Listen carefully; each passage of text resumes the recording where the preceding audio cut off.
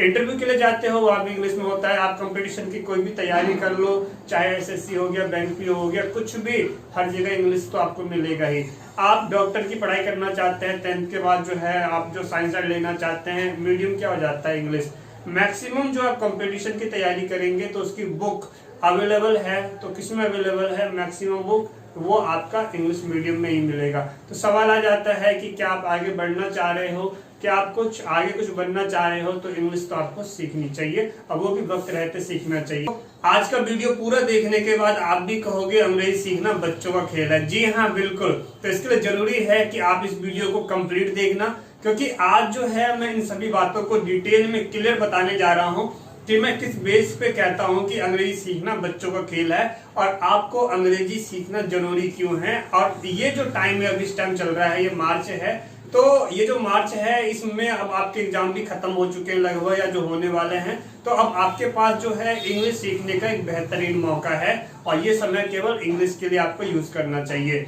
इन सभी बातों को आज की वीडियो में डिटेल में समझाने जा रहा हूं, तो जिसके लिए जरूरी है कि आप इस वीडियो में बने रहे। चलिए शुरू करते हैं। उससे पहले मेरे साथ बोलिए, हाथ जोड़िए, मेरे साथ बोलिए जय श्री राम। मेरा नाम है वीरेंद्र गिरी। आज की वीडियो में आपका स्वागत करता हूं। आप नए हैं, चैनल को जरूर सब्सक्राइब कीजिए, क्योंकि ये यूट्यूब चैनल ना होकर ये आपका ट्यूशन सेंटर है। वीडियो को लाइक करें, शेयर करें हर किसी दोस्तों को, क्योंकि जिन्हें स्टडी से रिलेटेड किसी भी प्रकार की जानकारी चाहिए तो उन्हें जो है कनेक्ट होना पड़ेगा हमारे साथ। आप हमारी यूट्यूब फैमिली का हिस्सा जरूर बने। कमेंट में जय श्री राम, भारत माता की जय जरूर लिखे। चलिए आगे बढ़ते हैं और समझते हैं। सबसे पहली बात करेंगे कि जो है अभी टाइम जो है आपके लिए अंग्रेजी सीखना क्यों जरूरी है, इसकी बात कर लेते हैं। इसके बाद मैं आपको बताऊंगा कि अंग्रेजी सीखना किस तरीके से मैं कहता हूं कि ये बच्चों का खेल है, वो भी मैं आपको समझाऊंगा। और इसके आगे आप किस तरीके से कॉन्फिडेंस के साथ जो है आप क्लास ले सकते हैं, इन सभी बातों को डिटेल में हम समझने वाले हैं। तो चलिए सबसे पहले बात कर लेते हैं कि अंग्रेजी सीखना क्यों जरूरी है, समझ लेते हैं। देखो, आपको अगर आप 10th के बाद, सबसे पहली बात 10th के बाद तो बाद में जाएंगे, उससे पहले आपको 10th फेस करना है। आपको 10th का एग्जाम देना है, जो कि आपका बोर्ड एग्जाम होता है। अब बात आ जाती है कि अगर आपके पास नॉलेज नहीं है, इंग्लिश में आप जानते नहीं है, आपको एग्जाम में लिखना होता है, ट्रांसलेशन करना होता है, नॉर्मल सी बात है। अगर आपको इंग्लिश के रूल्स नहीं पता, मैं यहाँ स्पोकन इंग्लिश यानी स्पीकिंग क्लास की बात नहीं कर रहा हूँ, बोलने वाले इंग्लिश की बात नहीं कर रहा हूँ कि आपको बोलना सिखाएंगे, नहीं। सबसे पहली बात क्या है कि आपको लिखना आना चाहिए। बात समझ रहे हैं? देखो, आप एग्जाम में जाओगे, आप वहां लिखोगे, आपके सामने क्वेश्चन रहेगा, आप उसको समझोगे, लेकिन सबसे बड़ी प्रॉब्लम क्या हो जाती है बच्चों की, जो क्वेश्चन लिखा हुआ है वो क्वेश्चन ही आप नहीं समझ पाते हैं। बात समझ रहे हो? यानी क्वेश्चन जो लिखा हुआ है वो इंग्लिश में लिखा हुआ है, और आप उस इंग्लिश की हिंदी नहीं बना पाते, इसमें पूछा क्या जा रहा है।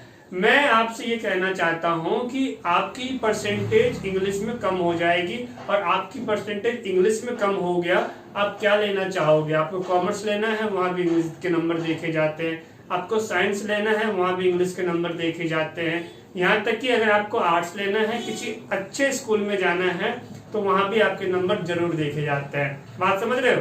तो यहाँ से बात आ जाती है कि अगर आपके पास नॉलेज ही अच्छी नहीं है, आपकी नंबर अच्छे नहीं आए इंग्लिश में, तो अब आपको स्कूलों में बिना इंग्लिश के जो है आपको पढ़ाई करनी पड़ती है। तो बात आ जाती है यहीं से कुछ जो है इफेक्ट आ जाता है, आप भी समझ सकते हैं। कल को आप जो है जॉब के लिए जाएंगे तो 10th का जो बोर्ड है आपका सबसे मायने रखता है। 10th के नंबर हर जगह ही देखे जाते हैं, 10th हो गया, 12th हो गया, ग्रेजुएशन, कई जगह तो आपके तीनों जो है 10th, 12th और ग्रेजुएशन सबको देखा जाता है। बात समझ रहे हो?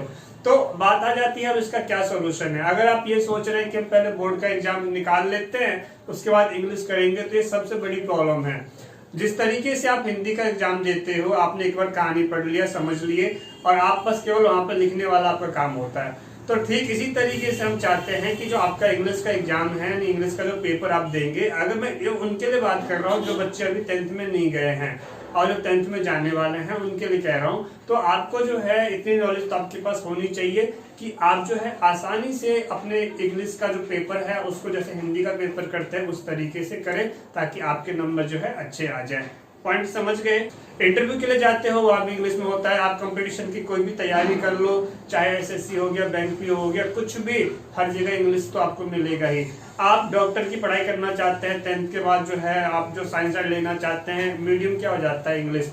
मैक्सिमम जो आप कंपटीशन की तैयारी करेंगे तो उसकी बुक अवेलेबल है, तो किसमें अवेलेबल है मैक्सिमम बुक, वो आपका इंग्लिश मीडियम में ही मिलेगा। तो सवाल आ जाता है कि क्या आप आगे बढ़ना चाह रहे हो, क्या आप कुछ आगे कुछ बनना चाह रहे हो, तो इंग्लिश तो आपको सीखनी चाहिए, और वो भी वक्त रहते सीखना चाहिए। एक बात बताओ, जब आप अपने कंपटीशन की तैयारी करने के लिए जा रहे हो, जहाँ पे आपको मैं एक एग्जांपल समझा रहा हूँ, जैसे मान लेते हैं कि आप जो है कंपटीशन में बैठे हैं जहाँ पे आपको मैथ, रीजनिंग और जीके या इस तरह के कुछ और जो सब्जेक्ट्स हो जाते हैं, तो आपको इनकी तैयारी करनी है अपने एग्जाम के लिए। लेकिन बात आ जाती है कि उस टाइम आप इनकी तैयारी तो बाद में करोगे, लेकिन सौ बात की तो एक बात है कि यहाँ पे आपको इंग्लिश नहीं आ रही है, तो आप इंग्लिश में फंसे हुए हो। और इससे जब आप इंग्लिश में फंसे हुए हो तो आपके पास तो सबसे बड़ी प्रॉब्लम ये हो जाती है कि आप उस कॉन्सेप्ट को तो समझ ही नहीं पाओगे कि लिखा क्या है। पहले तो इंग्लिश की प्रॉब्लम, अगर मान लेते हैं यहाँ पे आपको इंग्लिश आती है तो अब आपके पास नॉर्मल सी है, इंग्लिश की टेंशन रही नहीं, जो लिखा हुआ है वो आपके लिए एक तरह की हिंदी बन गई। अब बस आपको उस कॉन्सेप्ट को समझना है, उस सब्जेक्ट को समझना है जिसमें क्या चीजें हैं। पॉइंट समझ रहे हो? तो इसलिए जरूरी हो जाता है आपकी इंग्लिश सीखनी। आप मान लो कि पार्टी में गए हो, किसी फ्रेंड सर्कल है आपका, और वहाँ पे कोई आपका गेस्ट कोई आपसे मिलता है, बातचीत करता है, इंट्रोडक्शन होता है, किसमें होता है? इंग्लिश में होता है। आपसे कम ही पढ़ा लिखा है, लेकिन अगर वो 4 लाइन इंग्लिश में बोल देता है तो इसकी इमेज जो है, उसकी इमेज ज्यादा बन जाती है आपसे। लोगों की नजर में आ जाता है कि अगर इन्होंने इंग्लिश बोला है तो बहुत ज्यादा इंटेलिजेंट है। आप प्राइवेट स्कूल को ले लो, बहुत सारे प्राइवेट स्कूल हैं जो चलते हैं आज की डेट में। तो किस बेस पे प्राइवेट स्कूल चल रहा है? माँ बाप वहाँ पे अपने बच्चों को किस बेस पे भेज रहे हैं?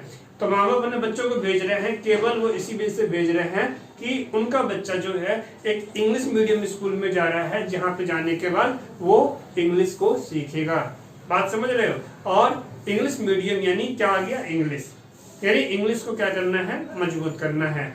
तो यहाँ पे एक पॉइंट आपको दिमाग में बिठा लेना चाहिए कि English is the key of success. चलिए दूसरे पॉइंट की तरफ बढ़ते हैं, बात करते हैं क्यों मैं कहता हूँ कि अंग्रेजी सीखना बच्चों का खेल है।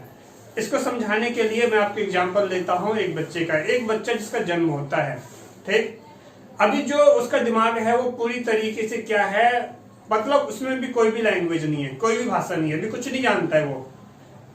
अब बात आ जाती है कि अगर हम उस बच्चे को मान लेते हैं कि एक इंडियन फैमिली का बच्चा है जहां हिंदी बोली जाती है, तो हम उस बच्चे को उठा के एक हम डाल देते हैं ऐसी फैमिली में जहां इंग्लिश बोली जाती है। अगर हम उसको उस फैमिली में डाल देते हैं जहां इंग्लिश बोली जाती है, तो वो बच्चा कौन सी भाषा सीखेगा? वो बच्चा सीखेगा कौन सी भाषा? कमेंट करना। तो वो बच्चा सीखेगा इंग्लिश। अब मान लो उसी बच्चे को हमने क्या किया, अब इंग्लिश में ना डाल के, मैं बता रहा हूं, अब हम किसी दूसरे जो बच्चा है जन्म लेता है उसको हम क्या करते हैं, उसको हम डाल देते हैं जर्मन फैमिली में। तो नॉर्मल सी बात है, जर्मन सीखेगा। चाहे आप या हम, हमारी मातृभाषा है जिसे हम बोलना जानते हैं, स्कूल नहीं गए, उससे पहले जानते बोलना हमने सीख लिया। तो वो हमने कहाँ से सीखा था? होता क्या है कि शुरुआत के दिनों में बच्चे को बोलने की प्रैक्टिस कराई जाती है। आप बोलेंगे सर कौन बोलने की प्रैक्टिस कराता है? कराता है। आप गौर करो, एक छोटा सा बच्चा है उसको बोलना सिखाया जाता है, और उस बच्चे को बोलना सिखा दिया जाता है कि बेटा पापा बोलो, पापा। तो बच्चा सुन रहा है पापा बोलना, तो पापा बोलना सीख रहा है। कोई बोलता है बेटा मामा बोलो, चाचा बोलो। तो इस तरीके से क्या होता है, आप गौर करेंगे, अब आप ध्यान देना इस बातों पे, उस बच्चे के लिए बहुत सारे टीचर मिल गए। टीचर का मतलब वही है ना जो उसको सिखा रहा है। अब उसको बहुत सारे टीचर मिल गए, उसको पूरा एक इन्वायरमेंट मिल गया है जहाँ पे उसको प्रैक्टिस करवाई जा रही है, और इसके बाद जो सालों की प्रैक्टिस होती है, फिर उसका बच्चा वो बोलना सीख जाता है। आपने इन बातों पे कभी गौर नहीं किया है। अब आज जो मैं बता रहा हूँ इस बातों पे गौर करके देखना कि एक छोटा बच्चा कैसे किसी भाषा को बोलना सीख लेता है, तो उसके बहुत सारे टीचर होते हैं। बात समझ रहे हो? तो बात आ जाती है, तो वो एक छोटा सा बच्चा जो है प्रॉपर इंग्लिश बोलना भी सीख सकता है अगर उसको ऐसी फैमिली मिल जाए जहाँ पे इंग्लिश बोली जाती है।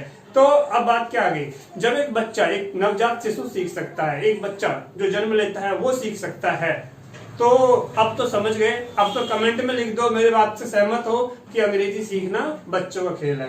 Point clear?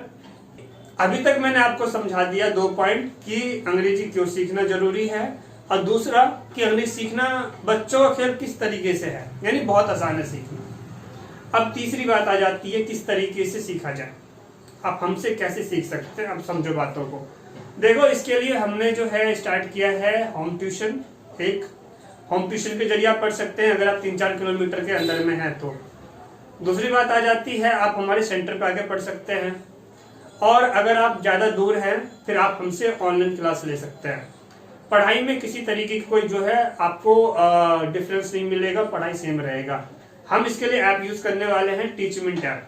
Teachmint app use करने वाले हैं और टीचमेंट ऐप के थ्रू जो है पढ़ सकते हैं। बात आ जाती है कैसे। पहले हम आपको डेमो क्लास देंगे, उसके लिए आपको एडमिशन लेना है 50 रुपीज, 50 रुपये आपको एडमिशन चार्ज के देने हैं। हम क्या करते हैं, आपको 2 दिन की क्लास देते हैं। 2 दिन की क्लास के बाद जो है आप 100% आप क्लास को ज्वाइन कर लेंगे। आपके पास सोचने समझने का एक मैटर आ जाएगा कि हाँ, कि सर ने जो हमें पढ़ाया है वो आपके समझ में आ गया। और इसी 2 दिन में हम भी देख लेते हैं, क्योंकि यहाँ केवल पढ़ाना नहीं है, क्लास देना केवल क्लास देने वाली बात नहीं है। यहाँ पे हम आपकी कॉपी भी चेक करते हैं, ठीक।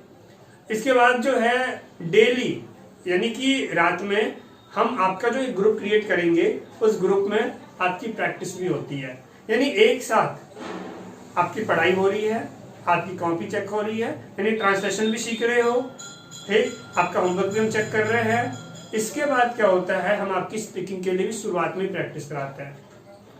अब 2 महीने 3 महीने हो जाएगा, उसके बाद बोलेंगे बोलना स्टार्ट कर दो, तो ये इंग्लिश है। इंग्लिश में क्या होता है कि पीछे आपने जो सीखा है 2 महीने 3 महीने जो सीखे हैं, वो सारी चीजें आप भूल जाओगे। बात समझ रहे हो। तो इसके लिए जरूरी है कि आप जल्दी से जो है आज ही एडमिशन चार्ज पे करके डेमो क्लास को ज्वाइन करें। और एक बात मैं क्लियर कर दूं कि हम एक ग्रुप में जो है कम ही बच्चे रखते हैं, तो इसलिए सीटें सीमित हैं, लिमिटेड सीट है, तो जल्दी करना, ज्यादा टाइम बर्बाद मत करना। चलिए, कुछ कहना चाहते हैं आप, कमेंट जरूर कीजिएगा। मिलता हूँ अगले वीडियो में। Thanks for watching, take care, next video. जय हिंद, वंदे मातरम।